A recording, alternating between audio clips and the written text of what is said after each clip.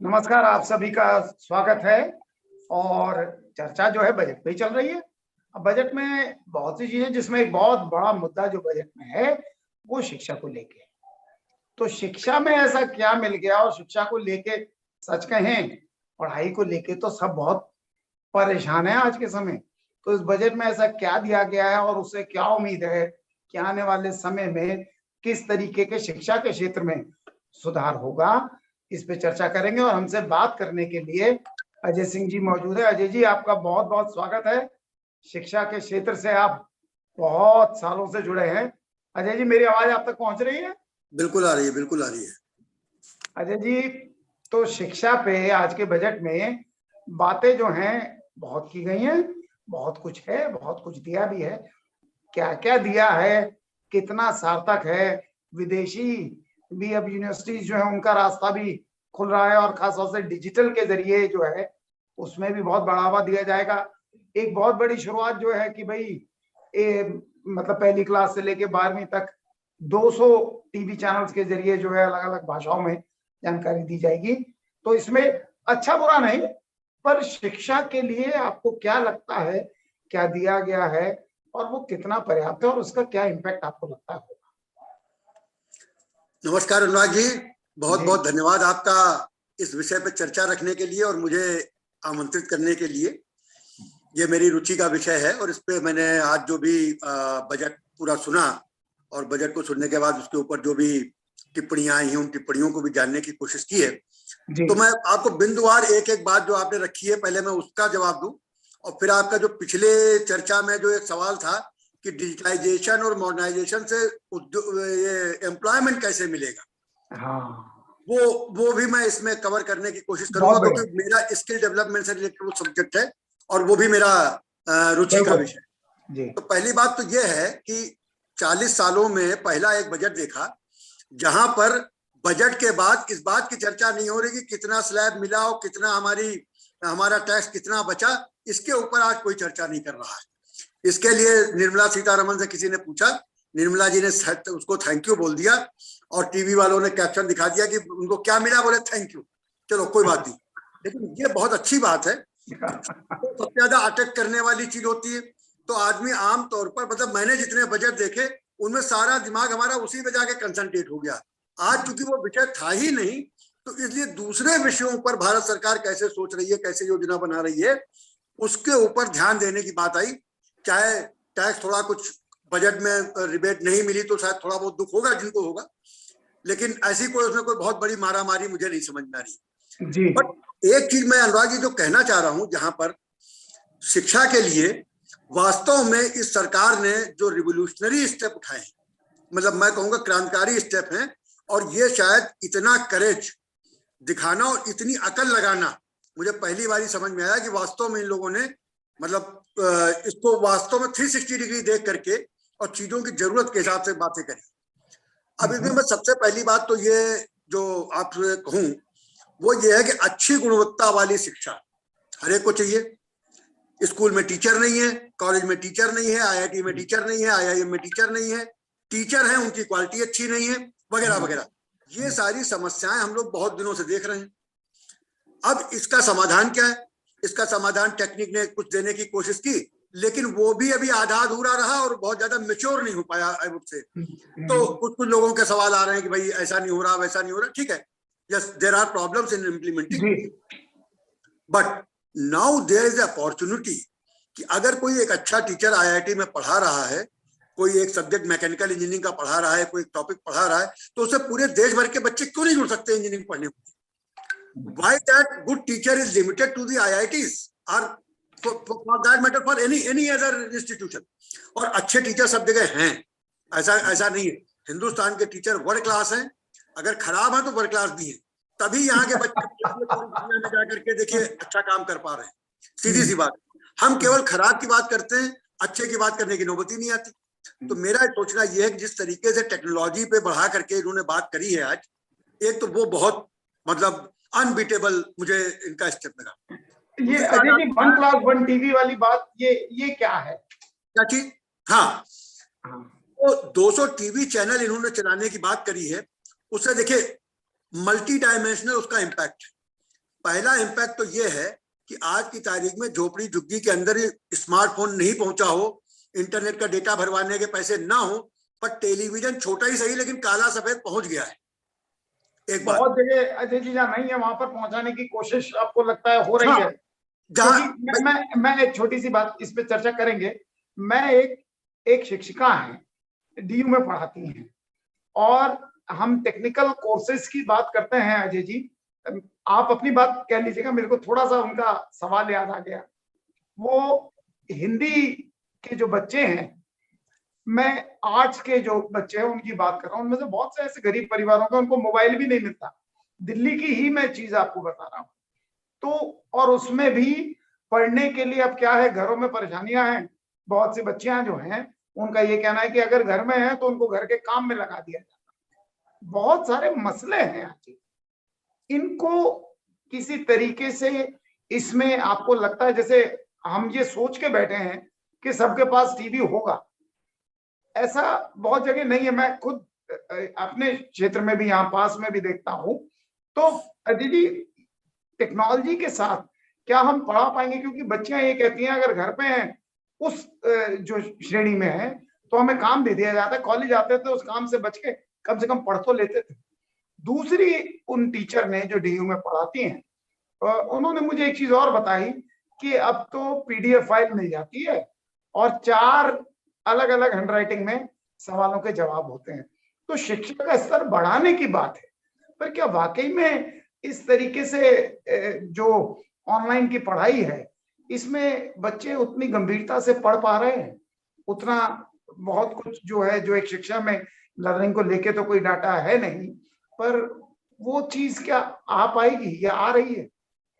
देखिए, इसमें आपने 2 विषय उठाए। एक तो ये आपने विषय उठाया कि टेलीविजन वहां तक पहुंचा कि नहीं पहुंचा, ये पहली समस्या है। इस समस्या का जवाब ये है कि जिस जमाने में अनुराग जी टेलीविजन नहीं होते थे या हमारे घर में टेलीविजन नहीं था तो क्रिकेट मैच देखने में पड़ोसी घर चला जाता था। तो पहली बात तो ये कि अगर मेरे यहाँ नहीं और पड़ोसी क्या है तो भी हम इसको शेयर करने की बात कर सकते। एक बात तो ये। दूसरी बात ये रहा कि सवाल की प्रश्न की आपको समय नहीं मिलता, काम में लगा देते हैं। तो आपको पता है ऐसे उदाहरण पड़े हुए हैं कि डॉक्टर राधा कृष्णन ने बिजली के बल्ब के नीचे, सड़क के बल्ब के नीचे पढ़ाई करी या कहीं पर पढ़ाई करी। इसका मतलब ये है कि जो पढ़ने वाला आदमी है वो पढ़ने की अपॉर्चुनिटी ढूंढ लेता है डिस्पाइट ऑल दिस। ये दूसरी बात है। तीसरी बात और है, अगर टेलीविजन घर में नहीं है तो क्या उस टेलीविजन को हम स्कूल में भी लगा सकते हैं? और एक टेलीविजन अगर स्कूल में लग जाएगा तो वहां पर 40 बच्चे बैठ करके देख सकते हैं। ब्लॉक डेवलपमेंट ऑफिसर का है, पंचायत शेयर्ड रिसोर्सेज को इस्तेमाल करना भी संभव हो सकता है। अच्छा, अब इसमें जो सबसे अंतिम बात है वो ये है कि अब जिसको नहीं करना है उसको तो केवल ना करने का कारण बताना है। लेकिन मैं ये मान के चल रहा हूं कि 80-85%, 90% लोग जो हैं, those who are willing to do, they will at least have this opportunity। Number 1 बात। नंबर 2, जो ये टेलीविजन चैनल है ये फ्री में आएंगे तो टाटा स्काई के पैसे भरने हैं, एयरटेल के पैसे भरने हैं, ये कोई चक्कर नहीं है। तीसरी बात, ये जो टीवी चैनल है ये इसमें 24 घंटे चलेगा। तो यानी कक्षा 1 से लगा करके कक्षा 12 तक का आपको कोई भी सब्जेक्ट पढ़ना है उस सब्जेक्ट का टीवी चैनल खोलिए और अपना सब्जेक्ट पढ़ लीजिए। तो अगर दिन में शाम को 7 बजे तक बच्चियां काम भी कर रही हैं तो रात को 8 बजे पढ़ सकती हैं, 9 बजे पढ़ सकती हैं, 10 बजे पढ़ सकती हैं। जब स्कूल जाना नहीं तो रात को 11 बजे भी पढ़ सकती है, सवेरे ज्यादा देर से सो के उठेंगी एट दी मोस्ट। तो ये एक टाइम क्लॉज के बिना फ्लेक्सिबिलिटी के साथ पढ़ाई का संभावना बन गई। फिर उनकी लोकल लैंग्वेज में हो गया तो उड़िया के लिए उड़िया चैनल है, पंजाबी के लिए पंजाबी चैनल है, गुजराती के लिए गुजराती चैनल है। तो उनको जो भाषा की वजह से जो उनका एक प्रॉब्लम आता था वो अब नहीं हुआ। और इसका जो मल्टी डायमेंशनल इम्पैक्ट है वो ये है कि इतने चैनल, इतने सब्जेक्ट, इतनी भाषाएं, इनके लिए हजारों लोग चाहिए कंटेंट डेवलप करने के लिए, इनके लिए हजारों लोग चाहिए उसका सब्जेक्ट बनाने के लिए, सब्जेक्ट को अपडेट करने के लिए। तो ये एक अपॉर्चुनिटी है एम्प्लॉयमेंट के लिए भी। और अगर प्राइवेट कंपनियों को उन्होंने आउटसोर्स कर दिया तो प्राइवेट कंपनियों के लिए इट इज अ बिजनेस। यानी all the stakeholders are getting win win situation. पढ़ने वाला पढ़ रहा है, बनाने वाला बना रहा है, लिखने वाला लिख रहा है और उसी भाषा में लिख रहा है तो उसको समझना आसान है। तो ये जो एक एक इकोसिस्टम जिसको कहते हैं डेवलप करना, एक तरीके से ये इकोसिस्टम डेवलप करने का काम हो गया। तीसरी बात जो बड़ी इंपॉर्टेंट इसमें आई है वो है डिजिटल विश्वविद्यालय स्थापित करना। इसके बारे में बहुत ज्यादा लोगों को अभी कॉन्सेप्ट नहीं कि डिजिटल विश्वविद्यालय का मतलब क्या। मतलब कोई एक आदमी ने अपने घर में कोई दुकान खोल ली, वहां से उसे सर्टिफिकेट देना शुरू कर दिया। विश्वविद्यालय का मतलब हमारे यहाँ केवल जो सर्टिफिकेट दे दे ये रहता है, तो रिकॉग्नाइज्ड हो और सर्टिफिकेट दे दे। हाँ, तो डिजिटल सर्टिफिकेट जो डिजिटल विश्वविद्यालय है, एक्चुअली इसका कॉन्सेप्ट उन्होंने जो बनाया है, जो पूरी दुनिया में चल रहा है, वो है कि डिजिटल विश्वविद्यालय का मतलब a place where you have all the contents available, readily available, which is up to the mark content for study। एक बात तो ये हो गई विश्वविद्यालय में, तो इसका मतलब उसके पास अपना एक रिच कंटेंट रिसोर्स है, और उस रिच कंटेंट रिसोर्स को इन्होंने हिंदुस्तान भर की जितनी भी सरकारी बड़े यूनिवर्सिटीज इंस्टीट्यूशंस हैं उनकी मदद से तैयार किया। तो इसका मतलब ये हुआ कि कंटेंट अच्छा होगा, अप टू डेट होगा, अप टू दी मार्क होगा। एक बात तो ये। उसके बाद में इन्होंने कहा इसको हम हब एंड स्पोक मॉडल पर इस्तेमाल करेंगे। तो यानी वो डिजिटल विश्वविद्यालय आपका हब हो गया, और स्पोक में आप कहीं पर भी जाकर के, जैसे स्टडी सेंटर्स होते हैं वगैरह के, आप जो ये स्कैटर्ड जो जिनको आप कहते हैं mushrooming growth of institute and विश्वविद्यालय, अब वहां पर पढ़ने के लिए आपको वहां पे अच्छा टीचर है तो बहुत अच्छी बात है, नहीं अच्छा टीचर है तो you can take this help of this content. अच्छा, अब इसमें एक सवाल और आ जाएगा कि भाई केवल मान लीजिए तो पढ़ाना तो वन वे प्रोसेस हो गया, मान लीजिए टेलीविजन में आ रहा है या आप इंटरनेट में पढ़ रहे हो, तो how to do this two way, क्योंकि पढ़ने में कुछ समझ नहीं आई तो आप कैसे पढ़ोगे, कैसे करोगे। इसके लिए भी इन्होंने बड़ा सिंपल सा तरीका कर दिया कि अगर आपके पास इंटरनेट है, ये है, तो चैट कर सकते हो, बात कर सकते हो, टेलीफोन पे बात कर सकते हो, तो वो सारी चीजें इसमें सपोर्ट में आ जाएंगी। तो एक तरीके से जो डिजिटल विश्वविद्यालय का मतलब ये होगा कि a standardised content which is fulfilling the need of the industry, और इंडस्ट्री का उसमें रेगुलर और एक्टिव कोऑपरेशन होगा। तो ऐसा इन्होंने बनाने की एक व्यवस्था कर दी। इसके बाद में जो इन्होंने बात करी है वो ये बात करी है कि जो हाई क्वालिटी कंटेंट बनाने के लिए हजारों लोगों को काम दे देंगे। स्किल डेवलपमेंट की ट्रेनिंग वगैरह की जो बात है, स्किल की भी बात है इसमें। हाँ, स्किल इसका इस पूरी एजुकेशन जो बजट है उसका स्किल से बहुत क्लोज रिलेशनशिप, क्योंकि अल्टीमेटली जो पढ़ाई का जो उद्देश्य है वो बाकी बातें तो ठीक है, ह्यूमन हो जाए, आदमी सारी बातें हो जाए, पर उसका जो प्राइमरी ऑब्जेक्टिव आज भी हिंदुस्तान में वो नौकरी है, नौकरी या एम्प्लॉयमेंट, मतलब किसी तरीके का, क्योंकि रोजी रोटी की व्यवस्था करना सबसे ज्यादा प्राइमरी काम है, बाकी चीजें तो सेकेंडरी हो जाती है। तो पढ़ाई ऐसी हो जिससे काम मिले, ये पहली रिक्वायरमेंट है।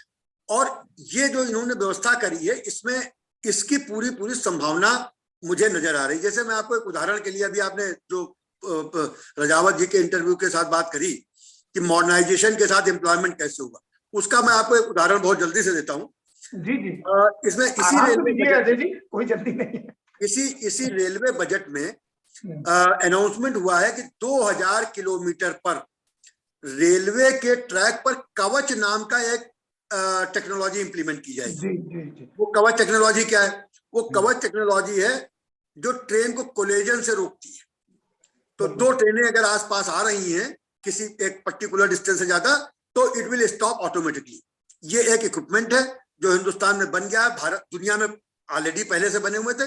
पहले ये तय हुआ था कि वो हिंदुस्तान में इंपोर्ट किए जाएंगे, पर मोदी जी ने कहा नहीं, इसको हम लोग इंडिजिनस टेक्नोलॉजी डेवलप करेंगे। और खुशखबरी की बात यह है कि it has been developed in 2020, और बिकॉज ऑफ दिस क्या नाम है पैंडेमिक वगैरह, इसकी वजह से थोड़ा सा काम स्लो रहा। लेकिन अभी रिसेंटली, मतलब अगर मैं डेट की बात करूं तो 12 जनवरी को मिनिस्ट्री ऑफ रेलवे ने AICT के साथ एक MOU साइन किया है, और जिसमें उन्होंने कहा है कि इसको जितने भी बच्चे इंजीनियरिंग कॉलेजेस में पढ़ रहे हैं उन बच्चों के साथ कम से कम हर साल 500 बच्चे जो हैं वो कवच की टेक्नोलॉजी के साथ तैयार किए जाएं। जो इंजीनियरिंग के स्टूडेंट्स हैं, कंप्यूटर साइंस के बच्चे हैं या इलेक्ट्रॉनिक्स के बच्चे हैं। तो यानी ये मॉडर्नाइजेशन रेलवे में हो रहा है, कवच टेक्नोलॉजी इंप्लीमेंट करनी है और उसके लिए पढ़ाई हो रही है कॉलेज में। तो this is how this should be, real time integration should be there. अगर हम इसका वाकई में बेनिफिट उठाना, तो आपके सवाल का जवाब कि मॉडर्नाइजेशन के साथ एम्प्लॉयमेंट कैसे होगा, ये मैंने इसलिए आपको ये उदाहरण दिया कि ये इम्प्लीमेंट करने के लिए ऑलरेडी AICTE के साथ इन्होंने कर लिया है। थोड़ा सा, क्योंकि जब इसमें बात चल ही रही है, जैसे हम कार उद्योग में अगर हम देखें तो अब सारा ऑटोमेशन हो गया है वहां पर। तो अब लेबर, क्योंकि खासतौर से आपको पता है गुड़गांव में एक बारी मारपीट हुई थी, लेबर ने एक मैनेजर की मृत्यु भी हो गई थी मारुति में जी। तो उस सब के बाद सब ऑटोमेशन और रोबोटिक उस पर ही आ गए, रोजगार कहाँ से बनेगा उस? नहीं, देखिए ये एक बड़ा भारी भ्रम है। देखिए, अनस्किल्ड लेबर की, अनस्किल्ड जो व्यक्ति है उसके लिए मुझे लगता है कहीं कुछ अब रास्ता नहीं बचेगा क्या? नहीं, इसमें पहली बात तो ये है कि अनस्किल्ड आदमी रहना ही नहीं चाहिए। All persons should be skilled according to their age, qualification, interest and capabilities. पहली बात तो ये है, क्योंकि देखिए अब आप अगर मजदूर, अनस्किल्ड आदमी क्या काम करता है? अनस्किल्ड आदमी काम करता है ईंटा ढोने का, अनस्किल्ड आदमी काम करता है भार उठाने का, अनस्किल्ड आदमी काम करता है बर्तन साफ करने का। तो जो ये बेसिकली वो भी एक्चुअली अनस्किल्ड नहीं होता है। आप देखिए जो आदमी अगर सड़क पर ठेला भी दे रहा है वो अनस्किल्ड नहीं है बेसिकली। ये बात अलग है कि उसकी प्रॉपर स्किलिंग, मतलब जो NSQF के फ्रेमवर्क है उसके हिसाब से नहीं। मैं आपको एक बड़ी सिंपल एग्जांपल देता हूं, बहुत सिंपल एग्जांपल, कि आप झाड़ू लगाने को अनस्किल्ड वर्क कहते हैं, लेकिन टाटा कंपनी का, टिस्को कंपनी का एक एग्रीमेंट फ्रांस की एक कंपनी के साथ 1971 में सिर्फ इसलिए कैंसिल हो गया कि वहां पर जो झाड़ू लगाने वाले लोग थे उन्होंने झाड़ू लगा करके कूड़ा गेट के पीछे लगा दिया। और जब उन्होंने देखा, ये 1971 की बात बता रहा हूँ आपको, टाटा के साथ उसका एग्रीमेंट कैंसिल हो गया। उसके लोग आए, मैनेजमेंट वाले वापस, और भी कारण रहे होंगे, but it was one of the कारण which they mention in their note, इसलिए मैं आपको बता रहा हूँ। अब क्या है, आप समझ रहे, चपरासी का अनस्किल्ड होता है। आपका मेहमान आ रहा है, पानी पिला दे, पानी छलका दे, आपके मेहमान के ऊपर गिरा दे, आप उसको क्या कहेंगे?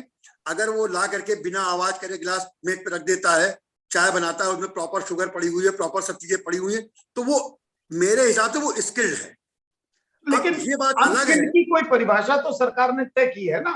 नहीं, पर ये नहीं, आप मेरी बात सुनिए, ये स्किल्ड है। बाल काटने वाला बार्बर भी स्किल्ड है। अब ये बात अलग है कि पढ़े लिखे लोगों के फ्रेमवर्क में उसकी स्किल फिट होती है कि नहीं, और किसान जो किसानी कर रहा है वो भी स्किल्ड है। अगर उससे बड़ा स्किल्ड कौन होगा? मैं एक छोटी सी बात आपको बताऊं, हमसे कोई कहे धान बो के दिखा दो तो हमसे धान का धनिया नहीं बोई जाएगी। ठीक है, तो एक बारी इस पे मैं छोटा सा एक वाक्य मेरे को याद आ गया। एक बारी नॉलेज कमीशन पे इस पे चर्चा हो रही थी कि IQ कैसे तय करेंगे, किसका ज्यादा है, जो कंप्यूटर चलाता है या क्या? बच्चों की, 8 साल के बच्चे की बात हो रही थी। तो उस समय यह बात हुई कि 8 साल का बच्चा गाय चरा के जो है घर तक आ जाता है, उसका IQ ज्यादा है, या जो बताया कंप्यूटर पे काम करता है जो बताया गया उसे। तो उसके बाद इस पे फिर चर्चा नहीं। तो ये बात तो हम समझ रहे हैं, लेकिन रोजगार जो है कुछ इस तरीके के होते जा रहे हैं कि आपके अंदर कुछ मशीनी हुनर की क्या जरूरी हो जाएगी। मैं बिल्कुल निचले स्तर पे बात कर रहा हूँ अनुराग जी। समय के साथ देखिए, समय के साथ आगे बढ़ना तो पड़ेगा हर एक, ठीक है। अच्छा, ये बात अलग है। अब आप ये, अगर आप इस बात की बात कर रहे हैं तो मैं आपको एक बात ये बताता हूँ, आज से 15 साल पहले शायद आपको भी स्मार्टफोन चलाना नहीं आता था। जी, आपने भी सीखा, हमने भी सीखा, और आज रिक्शे वाले ने भी सीखा है। आज गांव के उस लड़के ने भी सीखा है जिसको उस पर पिक्चर देखने का शौक है, चाहे वो आप उसका बढ़िया इस्तेमाल कर रहे हो, वो चाहे कुछ कम बढ़िया इस्तेमाल कर रहा हो, पर उसने सीख लिया है। और हमारे पिताजी जिनकी उम्र 80 साल 82 साल हो गई, जिनको कंप्यूटर चलाना नहीं आता, पर उन्होंने स्मार्टफोन चलाना सीख लिया। इसका मतलब ये है कि आप तब चीजें सीखते हो जब आपको जरूरत होती है।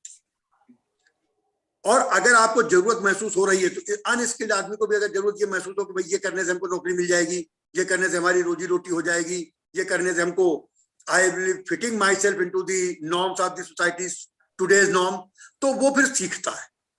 वो ये न सीखने की प्रवृत्ति आदमी में नहीं है। आदमी हमेशा सीखने की प्रवृत्ति में रहता है, बस शर्त ये है कि उसको सीखने का लाभ दिखाई पड़े। अगर उसको लगता है कि यार ये सीख लूंगा तो मैं, अदरवाइज क्या है, आप ऑफिस में 4 लड़के लगा लीजिए, सब हमको ये काम आते ही नहीं है, क्योंकि उसे पता है मेरी नौकरी सुरक्षित है। आप उसे कह दिया अच्छा तुम्हें काम नहीं आता, कल से तुम्हें काम पे नहीं आना, तो वो अगले दिन आएगा बोले भाई साहब ने सीख लिया रात में। अब कब कारण क्या है, जब उसको इस बात का डर नहीं है, उसको लग रहा है नौकरी तो पक्की है। सरकार में आदमी क्यों नहीं सीख रहा है? क्योंकि उसको लग रहा है नौकरी तो पक्की है यार, मैं अगर कंप्यूटर नहीं चलाऊं तो मेरी नौकरी थोड़ी चली जाएगी, तो मैं नहीं सीखूंगा। और अगर मुझे लगे कि नौकरी चली जाएगी तो मैं सीखूंगा।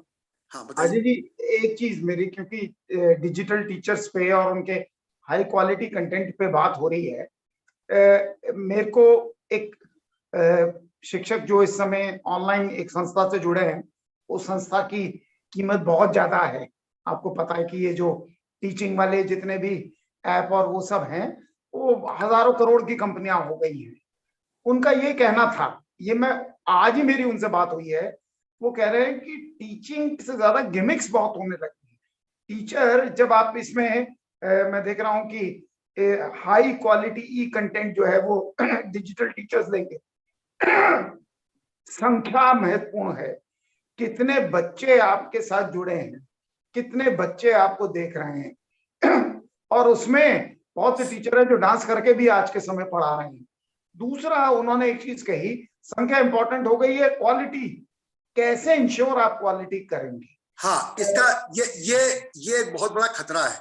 और ये केवल खतरा यहीं तक लिमिटेड नहीं है, ये खतरा यहां तक भी लिमिटेड है कि आपको गलत चीज पढ़ा दी जाए, जैसे किताबें छापी गई गलत, वो भी एक खतरा है। मतलब यूथ को, अच्छा अब आपने कहीं सीख लिया, हमने फलाना चैनल देख लिया, हमने कहा ये चीजें ऐसे होती हैं, और पता चला वो ऐसे होती नहीं, तो गलत पढ़ाई का भी एक बहुत बड़ा डर आ गया है, क्योंकि ओपन हो गया ना सब कुछ। तो इसके लिए मैंने कुछ 2-3 सुझाव भी रखे हैं। वो सुझाव ये है कि कंटेंट्स की स्क्रूटनी करने के लिए, इसकी व्यवस्था और इसकी प्रामाणिकता जांचने के लिए लोकल स्तर पर लोगों का समूह हो जो वॉलंटियर करे, सरकार के साथ उसका एक एसोसिएशन हो, सरकार उसको मोटिवेट कैसे करती है, पैसे देके करती है या रिकॉग्निशन देके करती है, दिस कैन बी डिस्कस्ड। लेकिन ऐसे लोगों का समूह जो इस बात को समझता हो, देश प्रेम से ओतप्रोत हो, देश के साथ उसकी थॉट प्रोसेस मैच करती हो, ऐसे लोगों का समूह हो, और फिर उसकी कंटेंट वो वैलिड है कि नहीं है, इसके लिए जैसे ट्विटर में ब्लू टिक लगा हुआ है या कुछ लगा हुआ है, इस तरीके का यूट्यूब पे पढ़ा है भाई, अगर उसके ऊपर ये मार्क लगा हुआ है, इसका मतलब this content has been verified and upgraded and evaluated by the proper people, only then it should be accepted. तो ये एक डिस्टिंग्विश, जी आपने बहुत अच्छी बात कही, क्योंकि ये भी एक समस्या। एक दूसरी समस्या और मुझे, क्योंकि मैंने बताया संख्या की बात है, टीचर को लेके हम आए दिन, यहाँ स्ट्राइक हो गई, उस राज्य में टीचर्स को परमानेंट नहीं किया गया, सब तरीके की, क्योंकि टीचर की जॉब में सबसे ज्यादा लोगों की रुचि रहती है और हर तरीके के लोग जाते भी हैं उसमें। आपने बहुत से ऐसे देखे होंगे कि खुद का नाम अंग्रेजी में लिखना नहीं आता पर अंग्रेजी के टीचर हैं, इस तरीके के वीडियोस बहुत हैं।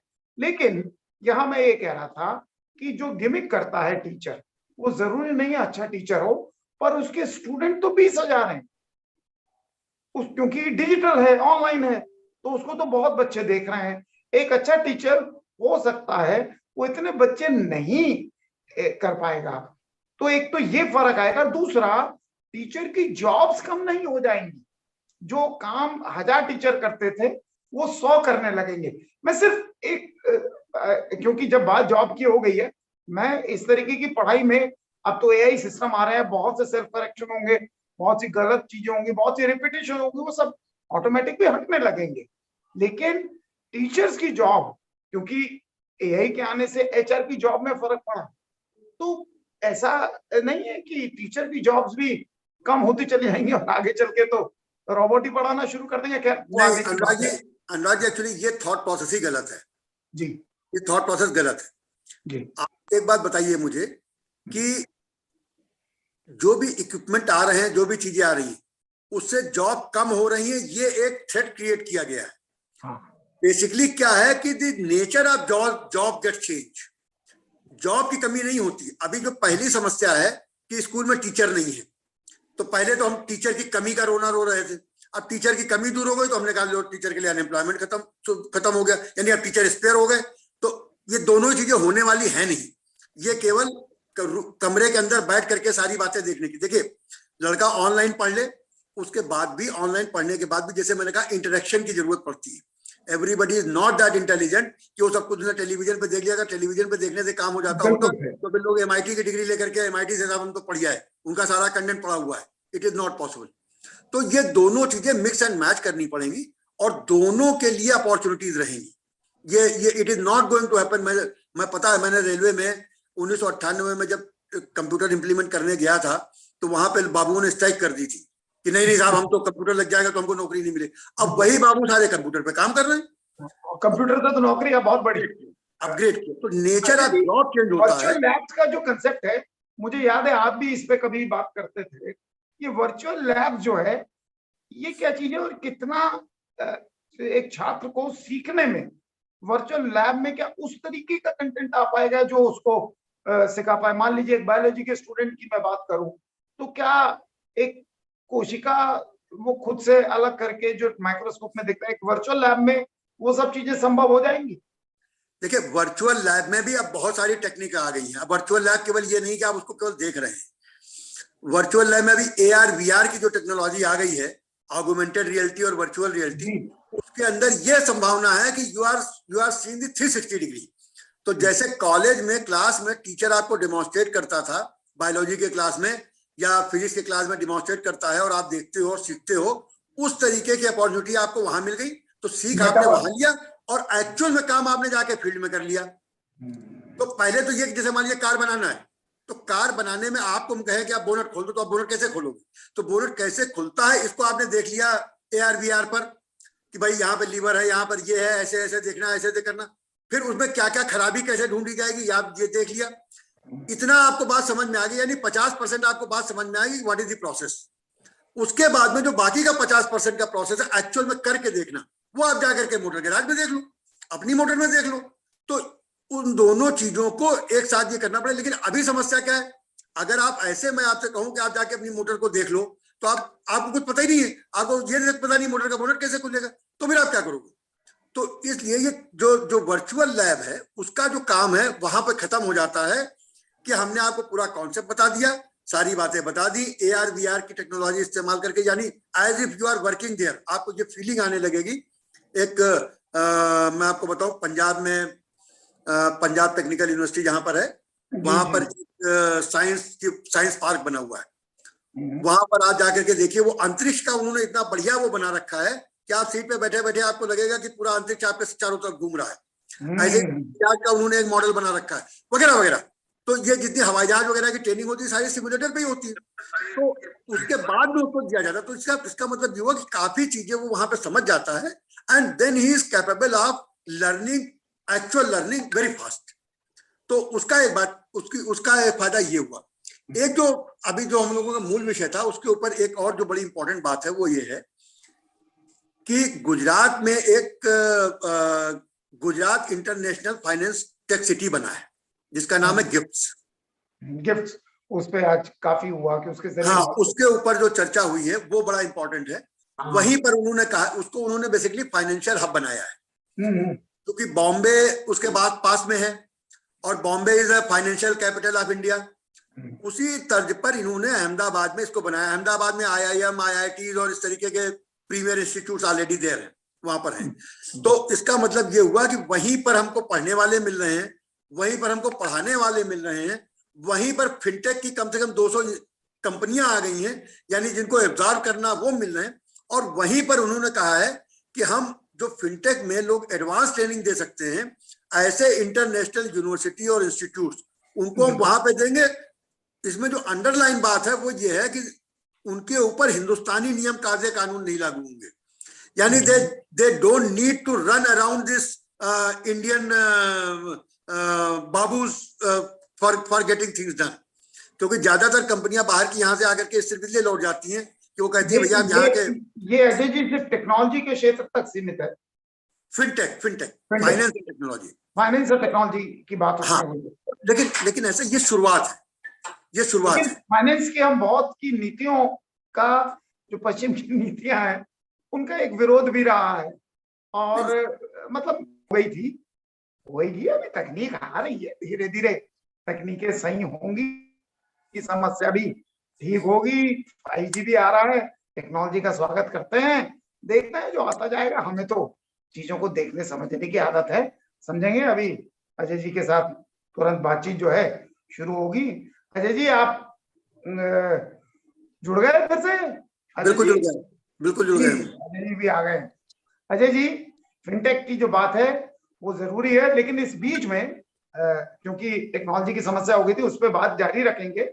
एक उमेश जोशी जी जो हैं, उनका सवाल है कि देश भर में बिजली की बहुत समस्या है, कुछ पता नहीं कब बिजली आए कब चली जाए। ऐसे में ये जो टेक्नोलॉजीज हैं, ये किस तरीके से हम जो डिजिटल उस पर पूरी तरह जा रहे हैं, क्योंकि नजर आ रहा है, क्योंकि टेक्नोलॉजी पे बहुत जोर है, तो ये कितना संभव हो पाएगा? अभी भी सब जगह बिजली पहुंचना एक समस्या है।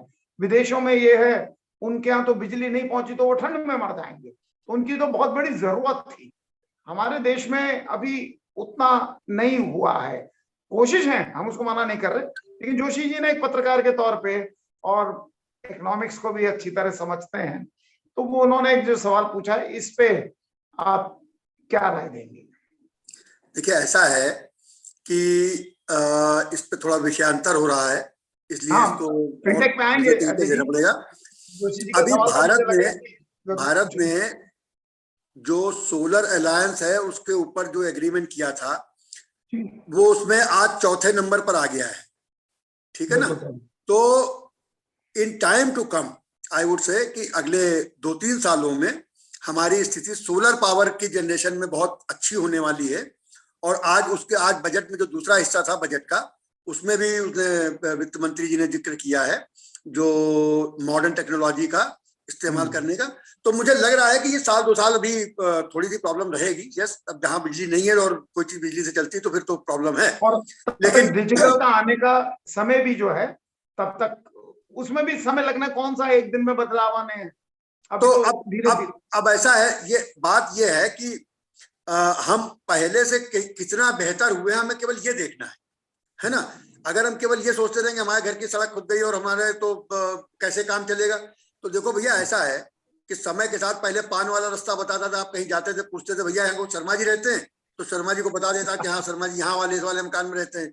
उस टेक्नोलॉजी से अब हम इस पे आ गए हैं कि शर्मा जी के घर का पता हमने डाला गूगल में और गूगल ने हमको सीधा वहां पहुंचा दिया। तो आखिरकार पुराने जमाने में तो हम ये उम्मीद नहीं कर सकते थे ना कि गूगल जो हमको शर्मा जी के घर पहुंचा देगा। गूगल को क्या पता है अमेरिका में।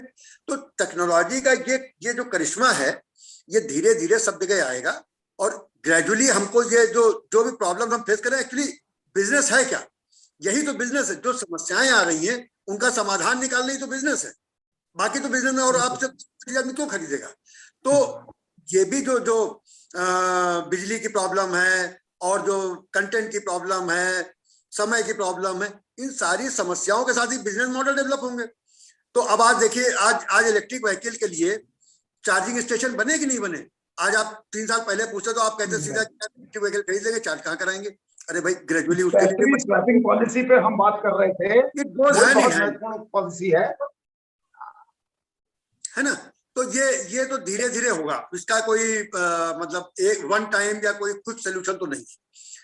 तो मैं जो बात कर रहा था वो ये कह रहा था कि जो फिनटेक पे जो बात हो रही थी अजय जी, हाँ, जो गुजरात में अहमदाबाद में जो गिफ्ट सिटी बनाया है, वो एक बहुत अच्छा कॉन्सेप्ट है। वहां पर फिनटेक कंपनियां आ गई हैं और फिनटेक कंपनियों को लिए जो मैन पावर की तैयारी करनी वो भी वहीं पर हो जाएगी। This is the best model for the education. और किसी भी आदमी को पूरी दुनिया से आना है, फिनटेक की बात करनी, तो वो सीधा अहमदाबाद आए, अहमदाबाद में अपना काम निपटा के चला जाए। यानी उसको पूरे हिंदुस्तान भर में घूमना नहीं है, ढूंढना नहीं। एक मंडी डेवलप कर दी, एक बाजार डेवलप कर दिया, और उस बाजार में ही खरीदार भी है, उस बाजार में ही सप्लायर भी है, उस बाजार में ही मैन्युफैक्चरर भी है। तो ये एक जो इंटीग्रेशन हुआ है। और दूसरा उन्होंने कहा कि वहां पर जो लोग आ जाएंगे इंटरनेशनल लेवल के लोग, उनको हिंदुस्तानी कानून से बहुत ज्यादा परेशानी नहीं होगी, उनको बाबुओं के पीछे दौड़ना नहीं है। तीसरी बात उन्होंने एक और बहुत बढ़िया करी वहां पर, कि वहां पर एक इंटरनेशनल आर्बिट्रेशन का सेंटर बना दिया, ताकि अगर किसी बात का कोई 19-20 हो, झगड़ा हो, कोई डिस्प्यूट हो, तो वो भी वहीं पे सेटल हो जाए। यानी you just don't need to go outside your city for any damn thing.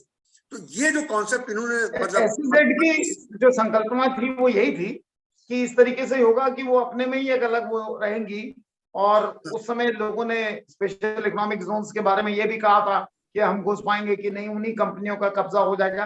खैर, नेगेटिविटी से अलग हटके थोड़ा शिक्षा की क्योंकि अजय जी बात हो रही है, और हम ज्यादातर तकनीकी उस पे ही मुझे लगता है अपने को सीमित कर रहे हैं, जबकि शिक्षा में तो भाषा से लेके बहुत सारी चीजें हैं, साहित्य भी पढ़ाया जाता है, हमारा इतिहास भी है। तो ये सब डिजिटल रूप में आना, आप जैसे बहुत से लोगों को ये कहना था कि कोविड की वजह से हमें डिजिटल पे जाना पड़ा, तो क्या उसको ब्लेसिंग इन डिस्गाइज मान लें कि उसके आने की वजह से जो प्रक्रिया हमारी 5 साल बाद या 8 साल बाद होनी थी वो जल्दी हो गई, क्योंकि अल्टीमेटली सबको डिजिटल रूप में जाना ही होगा। बिल्कुल बिल्कुल बिल्कुल। एक तो बात ये हो गई इंपॉर्टेंट कि ये डिजिटल ने जो है ये वास्तव में बून इन डिस्गाइज हो गया कि आपको मजबूरी में सीखना पड़ गया, और मजबूरी में सीखने के लिए आपको सब चीजें तैयार करनी पड़ गई, इंफ्रास्ट्रक्चर तैयार करना पड़ गया। अभी 5G आने वाला है, 5G टेक्नोलॉजी पे काम हो रहा है। 5G के आ जाने के बाद जो आपकी थोड़ी बहुत ये स्नैक थी कि वीडियो अपलोड नहीं हो रहा, फला नहीं हो रहा, ढिका नहीं हो रहा, ये सारी प्रॉब्लम भी इट विल बी ओवर। तो धीरे धीरे करके हम लोग उस स्टेज में पहुंच रहे हैं जहां पर हमको टेक्नोलॉजी का पूरा कहना चाहिए एक बैकबोन जो रहेगा, और हम लोग इस पे काम कर पाएंगे। अनुराग जी, एक और बहुत बढ़िया बात जो आज इसमें है वो मैं आपसे शेयर कर लूं इसमें जल्दी से, वो ये है कि प्रधानमंत्री जी ने एक गति शक्ति योजना शुरू की है, PM गति शक्ति योजना, और इसके बारे में बहुत ज्यादा लोगों को पता नहीं है। ये एक्चुअली क्या है, 16 मंत्रालयों का एक इंटीग्रेशन कर दिया है उन्होंने। अभी तक सारे मंत्रालय अपने अपने काम करते थे, किसी का एक दूसरे से कोई लेना देना नहीं था। आज एक आदमी ने सड़क बनाई, दूसरे आदमी ने आगे अगले दिन जो है वो तार खोद के डाल दिया, तीसरे दिन फिर सड़क बनी, चौथे दिन आकर के पाइप वाला पाइप खोद गया। तो सारी मिनिस्ट्रियों के बीच में एक कोऑपरेशन हो और उसमें एक दूसरे की योजनाएं पता हो ताकि रिसोर्सेज का ऑप्टिमम इस्तेमाल हो, ये इसका एक पक्ष है। इसका जो पक्ष हमारे से कंसर्न है, एजुकेशन से कंसर्न है, मैं उसकी बात कर रहा हूं। वो ये है कि इन 16 मंत्रालयों में अलग अलग तरीके की स्किल चाहिए। हैवी प्रोडक्शन मंत्रालय मशीनरी का प्रोडक्शन करना है, उसकी अलग स्किल है। टेक्सटाइल वाले के लिए अलग स्किल है, और जो दूसरे डिपार्टमेंट उनकी अलग स्किल। उन सारी स्किल के लिए भी इन्होंने एक इंटर मिनिस्ट्रियल कमेटी बनाने की बात करी है, जिसमें इन्होंने कहा कि हर मंत्रालय के लिए कौन कौन सी स्किल की जरूरत है, इसके ऊपर निगाह रखी जाए। और ये निगाह वो हो जो पूरी देश से लगा करके विदेश तक निगाह रखे, और विदेश तक निगाह रखे जो टेक्नोलॉजी आज वहां डेवलप हो रही है, वो टेक्नोलॉजी हमारे यहाँ कैसे स्कूल में आज पढ़ाई जाने की तैयारी करें हम, ताकि जब तक वो टेक्नोलॉजी वहां से, अभी क्या हो रहा है कि इंडस्ट्री 4.0 की एक टेक्नोलॉजी आई 2012 में, अमेरिका में वहां काम शुरू हो गया, जर्मनी में काम शुरू हो गया, यूरोप में काम शुरू हो गया, हिंदुस्तान में उसकी बात करना लोगों ने 2020 में शुरू किया। और जब मैं गया तो वो कहते हैं कि साहब उसके लिए आदमी नहीं, और जब तक हम आदमी तैयार करेंगे, हम आदमी उसको इम्प्लीमेंट करवाएंगे, तब तक पता लगेगा कि साहब वो टेक्नोलॉजी आउटडेटेड हो गई। तो ये जो एक बहुत बड़ी समस्या है हमारे देश में कि जब हम उस टेक्नोलॉजी की बात करते हैं जो वहां से रिजेक्ट हो जाती, उसके बदले हमारा पेस वैसा बना हो कि सारे मंत्रालयों के में एक नोडल ऑफिसर है, नोडल ऑफिसर के पास ये जिम्मेदारी है कि किस क्षेत्र में कौन सी टेक्नोलॉजी आ रही है और वो टेक्नोलॉजी कैसे जल्दी से जल्दी हमारी यूनिवर्सिटी में, हमारे इंस्टीट्यूट में पहुंचे, उसके एक्सपर्ट को इनवाइट करना, उसके एक्सपर्ट से बात करना और उसको बच्चों तक ले जाना। ये एक बहुत बड़ा काम है जो हमको अप टू डेट रखेगा, जिसके ऊपर हम लोग बार बार बात करते हैं कि भाई हमारा सिलेबस अपडेटेड होना चाहिए, ये होना चाहिए। ये भी एक काम इन्होंने आज अपनी इसमें अनाउंस किया है। तो तीसरा एक बात इन्होंने करी है, 2 लाख आंगनबाड़ियों को अपग्रेड करने के लिए।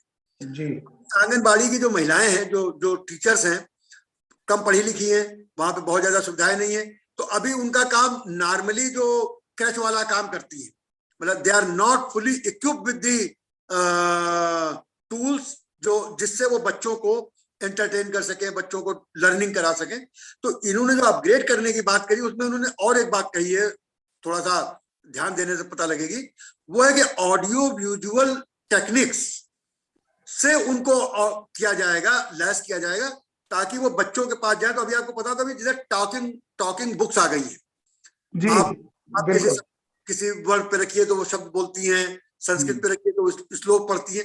तो ये सारी टेक्नोलॉजी जो है बच्चों के लिए बहुत यूजफुल है। और मुझे ऐसा लगता है कि जब इन्होंने कहा है कि हम आंगनबाड़ी को अपडेट करेंगे, तो मुझे लगता है कि शायद ये उन चीजों का इस्तेमाल करने की तरफ भी इनका इशारा है, क्योंकि अगर 2 लाख आंगनबाड़ियों को इस लेवल पे लेके आ रहे हैं। एक बात जो बहुत इंपॉर्टेंट उन्होंने करी वो है देश के कृषि विश्वविद्यालयों को सिलेबस को प्राकृतिक खेती, जीरो बजट खेती इसके साथ इंटीग्रेट करेंगे।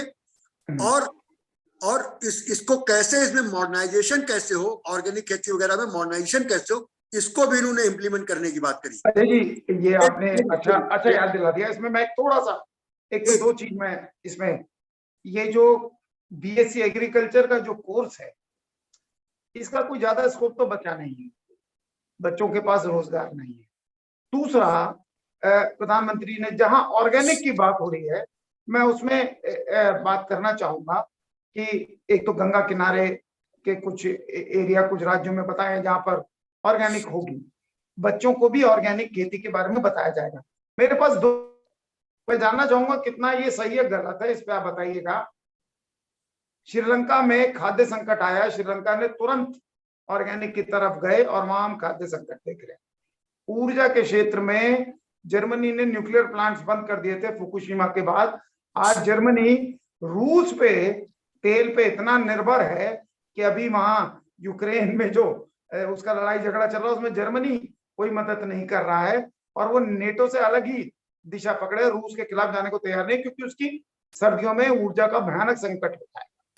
तो मैं सिर्फ ये कह रहा हूं कि ऑर्गेनिक खेती, मैं कोई खिलाफ नहीं हूं, मैं उसको जानता समझता हूं बहुत अच्छी तरह, लेकिन हमारे पास श्रीलंका का उदाहरण है। और बीएससी एजी की शिक्षा, उसमें दिक्कत ये थी कि उसकी जॉब नहीं है। बहुत से लोगों ने ये कहना शुरू कर दिया कि बीएससी के एजी के बच्चे सीखें और उस हिसाब से अपने क्षेत्र में जाके खेती करें। आपने कहा कि शिक्षा के बाद हर कोई एक जॉब के लिए जरूर सोचता है, पसीने से बचता है। आपकी तो हमेशा ये सोच रही है कि पसीने से दूर जाने की कोशिश करता है। तो बीएससी एग्रीकल्चर जो कोर्स है वो अपने में रिडिजाइन पूरा होना, का स्कोप इतना ज्यादा रह गया है नहीं रह गया, वो अपने बहुत बड़ा सवाल है। ऑर्गेनिक के मामले में बहुत पहले से यूनिवर्सिटी ने, आज इन्होंने घोषणा की है, लेकिन बहुत सी यूनिवर्सिटी ने पीजी में ऑर्गेनिक शुरू कर दिया। कोर्स जो है वो शुरू हो चुके हैं, लेकिन उसका कितना औचित्य है उसको हम किस तरीके से देख रहे हैं। क्योंकि ऑर्गेनिक, आज भी बात हुई तो धान गेहूं की खरीद की बात हुई, लेकिन ऑर्गेनिक में तो दूसरे उत्पाद हैं, धान गेहूं में तो इतना उत्पादन होगा नहीं, सब्जी वगैरह ये सब है, उनके प्राइस नहीं मिल पाते हैं। मैं खुद एक किसान से, कईयों से जुड़ा हूं, एक किसान है जिन्हें मैं जानता हूं, उनको बेचने के लिए घर घर जा रहे हैं, किसी तरह दाम मिले। तो ये सब समस्या, इसका कुछ समाधान दिख रहा है? कोई ऐसा सरकारी पोर्टल बनाने की बात कहते हैं, सब किसके जरिए बेचे किसान, सब्जी पैदा कर रहे हैं, वो कैसे उन सब से कर पाएंगे? ये जो शिक्षा के क्षेत्र में बात हो रही है, बीएससी एग्रीकल्चर ने ऐसा मतलब आपको लगता है कि वो शिक्षा जो है हमें बहुत कुछ दे पाई है, बहुत से ऐसे बीज दे पाई है, हम तो पारंपरिक खेती की ओर जा रहे हैं। तो वो तो पूरी शिक्षा का जो हरित क्रांति के बाद उसमें एक तेजी आई थी, उसका पूरा उद्देश्य जो है हम उसको एक तरीके से साइडलाइन ही कर रहे हैं। या फिर आप जीएमओ पे जाएंगे, बायोटेक्नोलॉजी जाएंगे, नई किस्में, नए बीज ग्लोबल वार्मिंग के हिसाब से तैयार होंगे। अभी प्रधानमंत्री जी ने 35 बीज लॉन्च किए भी थे। तो इसमें टेक्नोलॉजी जो है वो बिल्कुल अलग चीज है। उसमें तो अब जीएमओ की, जैसे मैंने बताया कि जीन में परिवर्तन करके नए बीज बनाने की बात हो रही है, और एक तरफ हम ऑर्गेनिक की बात कर रहे हैं। तो ये किस तरीके का तालमेल इसमें हम लेके आ पाएंगे? देखिए अनुराग जी, बात यह है कि आपने 3-4 बातें एक साथ कही। मैं एक एक जो बात मुझे समझ आ रही है, मैं पहले उसका आपको बात करने की कोशिश करता हूँ। बीएससी एजी का करने वाले बंदे को, करने वाले विद्यार्थियों को जॉब नहीं मिल रही है, और आपके मतलब जैसे आप कह रहे हो कि इसका औचित्य खत्म होता जा रहा है, इसकी उपयोगिता खत्म होती जा रही है। इसका एक बहुत बड़ा कारण ये है कि यूनिवर्सिटी और खेत के बीच में बहुत डिस्टेंस है। बीएससी एजी करा हुआ आदमी, उसको धान और गेहूं के पत्ती में डिफरेंस करना नहीं आता।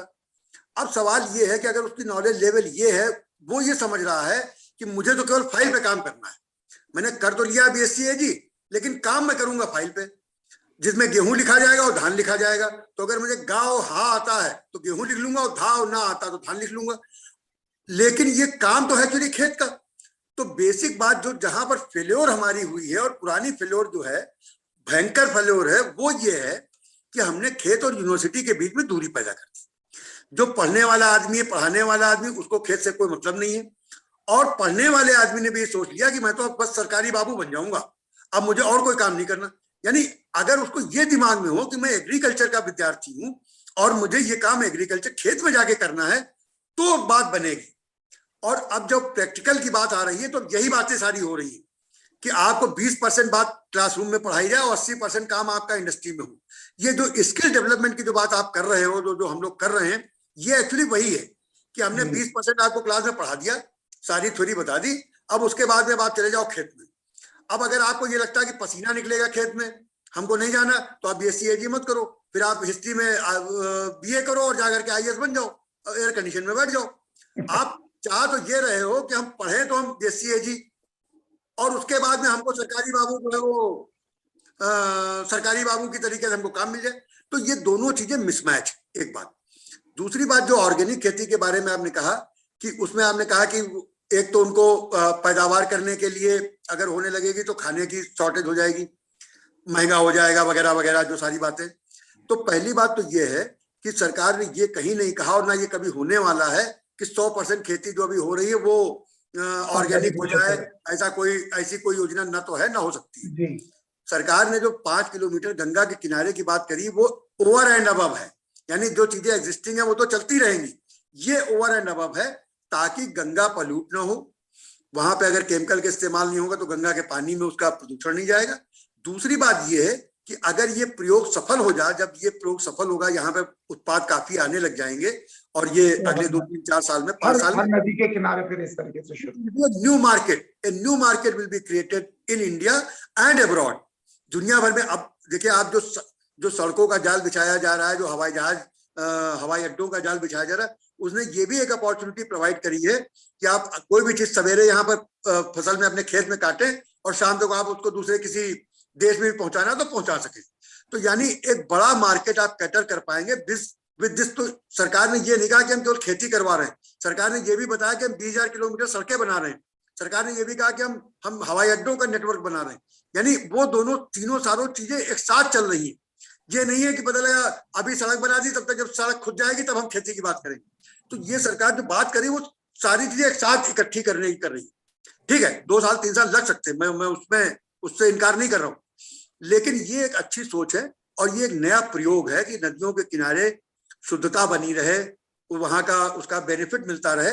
और थोड़ा महंगा होगा तो देखिए, जो चीज महंगी है वो भी बिक रही है। 10,000 रुपए के जूते भी बिकते हैं बाजार में, पता है आपको, और 200 रुपए के जूते भी बिकते हैं, 500 रुपए के भी बिकते हैं, 2,000 के भी बिकते हैं। तो हर प्राइस रेंज के लिए देयर इज ए कस्टमर। अब जिसको लगता है कि नहीं जी हमें तो कोई चिंता नहीं है, तो दूध से महंगा पानी पी रहा है आदमी कि नहीं पी रहा। आप हवाई जहाज पे बैठते हो, 80 रुपए की बोतल खरीदते हो ना, और दूध खरीदते हो 50 रुपए।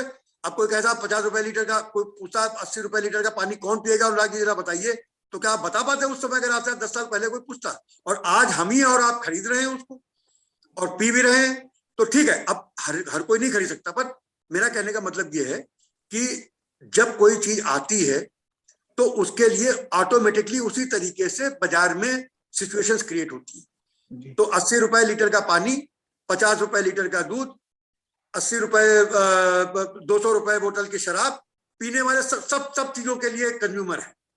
जिसकी जो जरूरत है वो अपनी जरूरत के हिसाब से, अपने शौक के हिसाब से, अपनी अफोर्डेबिलिटी के हिसाब से काम कर रहा है। तो इसलिए उसके लिए कोई ये बात आपकी सही है। और नई शिक्षा नीति पे भी हमारी बात हुई थी, अभी इस पे कभी चर्चा करेंगे। उसको आगे बढ़ता हुआ देखते हैं आप कि ये जो नई टेक्नोलॉजी है ये किसी तरीके से नई शिक्षा नीति में जो प्रैक्टिकल बातें हैं उनमें कोई मदद कर रही है। और दूसरा, जब ये बात होती है कि हर चीज के लिए कस्टमर है, बिल्कुल सही है, अंत्योदय की भी बात होती है, जो अंतिम पड़ा व्यक्ति है उसका वो किस तरीके से आगे बढ़े, वो आपको शिक्षा के बजट में या नई शिक्षा नीति में दिखता है। देखिए, अब अंतिम आदमी के लिए जो घर घर टेलीविजन लगाने की बात हुई है, ये बातें हुई है उसी आदमी के लिए जो अंतिम आदमी है, ठीक है ना। और अंतिम आदमी के लिए तो बहुत सारे दूसरे भी साधन है, उसके लिए तो बड़ी यूनिवर्सिटीज हैं, बड़े मोबाइल फोन है वगैरह वगैरह, तमाम दुनिया भर की चीजें।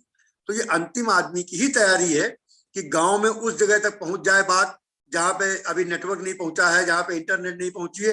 तो ये चीजें उसी के साथ इंप्लीमेंट हो रही है, ठीक है। और मुझे लगता है जो जो मेरा अपना एक्सपीरियंस है एकल विद्यालय का और इसका, कि टेलीविजन की पहुंच बहुत डीप हो गई है। मतलब ये मेरा अपना जो एक्सपीरियंस किया मैंने, मैं दूर सुदूर झारखंड के गांव में भी गया हूं और मैंने देखा कम से कम पंचायत घर तक तो टेलीविजन पहुंच ही गया है। और पंचायत घर तक जो है वो टेलीविजन पहुंच गया, पंचायत घर तक बिजली पहुंच गई है, और कई जगहों पर तो पंचायत घर तक सोलर की भी व्यवस्था हो गई है। तो इसका मतलब ये हुआ कि जहां पे बिजली नहीं भी आ रही वहां पर भी विद सम गैप, मतलब things may not be 100% perfect, वो तो दिल्ली में भी नहीं है, दिल्ली में भी बत्ती चली ही जाती है आखिरकार कभी ना कभी। तो 100% परफेक्शन है, अभी हमारे साथ भी हुआ। हाँ, तो इसलिए 100% की तो आप उम्मीद मत करिए, लेकिन अगर ये 50%, 60%, 70% भी हो जाता है तो मुझे लगता है कि संतोषजनक स्थिति हो जाएगी, जहां पर हम अभी बिल्कुल नहीं कर पा रहे हैं, जिन लोगों को हम सर्व नहीं कर पा रहे हैं उनको हम उतना भी सर्व कर पाए, 50%, 60% भी सर्व कर पाए, तो मुझे लगता है ये संतोषजनक स्थिति। और आने वाले 5-7 साल में, 10 साल में मुझे लगता है कि ये हो जाएगा। जहां तक रहा उसके स्तर का उठाने का बात, तो देखिए उसका अकेला स्तर नहीं उठ सकता। वो जब जब सब चीजें उठती हैं, अपलिफ्टमेंट पूरा होता है सोसाइटी का, जैसे जीडीपी बढ़ी, सारी चीजें बढ़ी, आप कहोगे have nots and have nots के बीच में गैप बढ़ रहा है, यस गैप बढ़ रहा होगा, लेकिन फिर भी उनकी स्थिति बेटर होगी।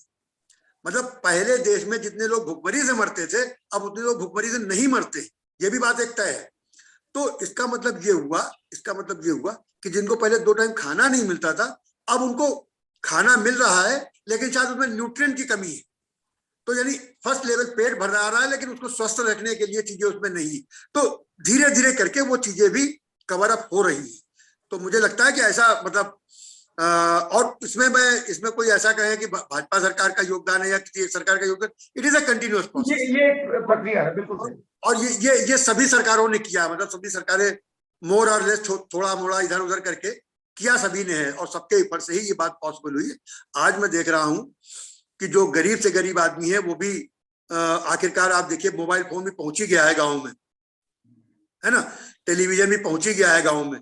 तो मतलब अंतिम व्यक्ति जिसको हम कहते हैं, वो अंतिम व्यक्ति भी कहीं ना कहीं बेनिफिशियरी हो रहा है।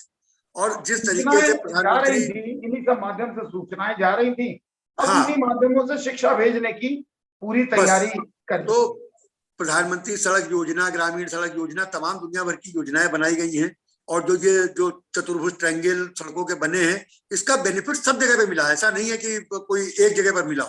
पोस्ट ऑफिस को जो पूरी तरीके से बैंक में ही परिवर्तित कर दिया, बैंकिंग सिस्टम में उसको पूरी तरह ले आए हैं, वो भी एक अच्छी पहल नजर आती है।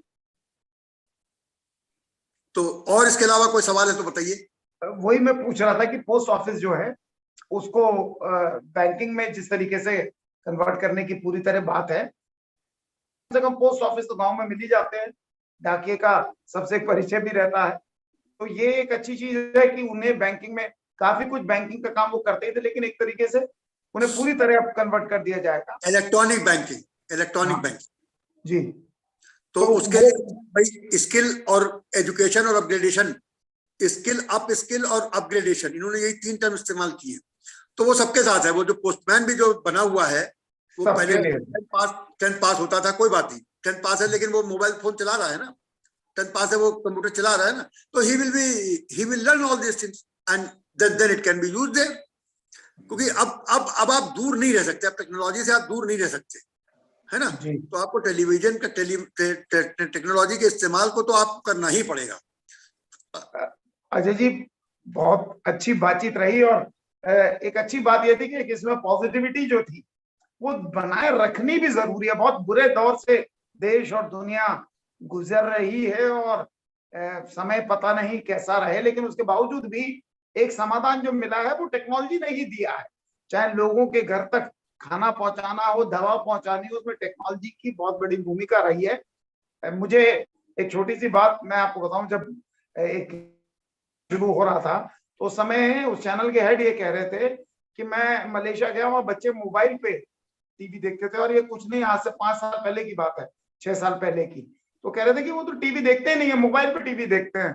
और देखिए हमने इतनी जल्दी अपने देश में भी ये होते हुए देख लिया। मैं भी उम्मीद करता हूँ कि जो बातें आपने कही हैं उनको लेके जो भी सवाल होंगे वो आएंगे, तो आगे कभी हम दोबारा बैठेंगे अजय जी। और बहुत अच्छा लगा बात करके। कम से कम ये तो समझ आया कि टेक्नोलॉजी जो है वो हमारे समय की सच्चाई तो है ही, और उसको किसी ना किसी रूप में कैसे भी सब अपना ही रहे हैं, और उसको अपनाना भी पड़ेगा। सबको एक एक सकारात्मक सोच के साथ तमाम तकलीफों के बावजूद साथ चलना पड़ेगा, और देश को मिलके ही आगे बढ़ाना पड़ेगा। मेरे ख्याल से यही आपकी सोच थी, यही आप कहना चाह रहे थे। बहुत अच्छा लगा अजय जी बात करके। आगे फिर कभी चर्चा जो है जारी रखेंगे। जो सवाल है मैं उन्हें इकट्ठा कर लूंगा, फिर कभी दोबारा बैठेंगे। बहुत बहुत धन्यवाद अजय।